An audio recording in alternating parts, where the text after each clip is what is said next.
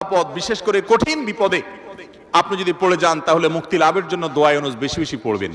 এর পাশাপাশি আরো দুটি আমলে কথা বলতে পারে, যেটা আমার জীবনে বহুবার আমল করে দেখেছি, আমি হাতে হাতে পেয়েছি আলহামদুলিল্লাহ। এক নম্বর হলো দোয়া ইউনুস, আরেকটা হলো ইস্তেগফার।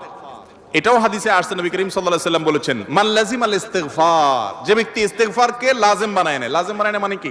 মানে পড়তেই থাকে, থামে না। টয়লেটে গেছে তখন শুধু বন্ধ, খাচ্ছে তখন শুধু বন্ধ, ঘুমাচ্ছে তখন শুধু বন্ধ, আর সারাক্ষণ পড়তেই থাকে ইস্তেগফার।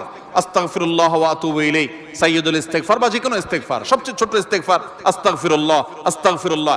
এটা যে পড়তেই থাকে, নবী করিম সাল্লাল্লাহু আলাইহি ওয়াসাল্লাম বলেছেন, তার যে কোনো বিপদ থেকে বের হওয়ার জন্য আল্লাহ তাআলা নিজে পথ দেখায় দেন। এমন ভাবে পথ দেখাবেন সে কল্পনাও করবে না। এবং জীবনে বহুবার আমি আমলটা করে দেখেছি, কঠিন কঠিন বিপদে আল্লাহ তাআলা কিভাবে উদ্ধার করেছেন আমি নিজে অবাক হয়ে গেছি, সারপ্রাইজড হয়ে গেছি। নাম্বার 3, দুরুদ।